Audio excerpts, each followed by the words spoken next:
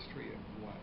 Okay, so you really should talk about, if you want, a little bit of how the museum got started and what the ideas were and where we are now.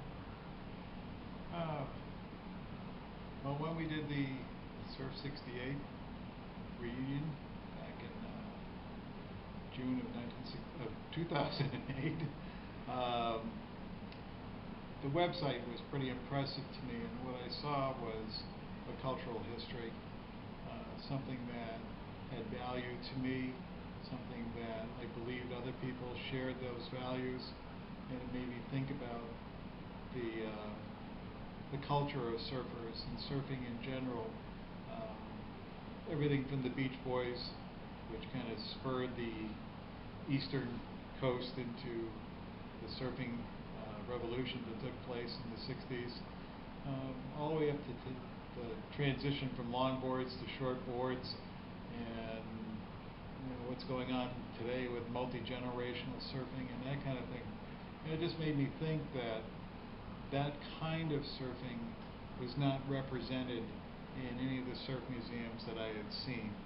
I had seen collections of surfboards, various items of memorabilia, but not really an explanation of the culture of surfing. Everything from the artwork to the famous woodies to clothing, music, and lifestyle that surfers are involved in and have been involved in for a long time. And again, it's multi-generational now. So maybe got to thinking that that kind of thing belonged in a museum. And that's what we've been working on since 2008 as the Atlantic Surfing Museum Corporation. We wanted to open local sites.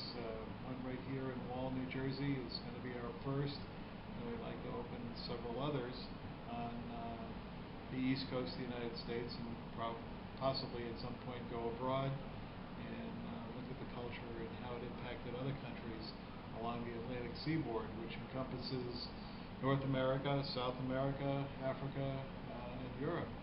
So a lot of coastline there to be represented by Atlantic surfing, and we think we have the formula to do it and to do a good job and make that kind of a museum, so a place where families and young kids and everyone can get a history and be involved in with their own surfing experiences, their own stories, and leave a legacy behind them of how surfing has impacted their lives and the lives of people that they know and hang out with and work with, for the future generations to get involved. Thank you, Mark. Is this something that anyone who's interested in surfing can contribute to? Anyone who has an interest in water sports in general, whether it's surfing or beach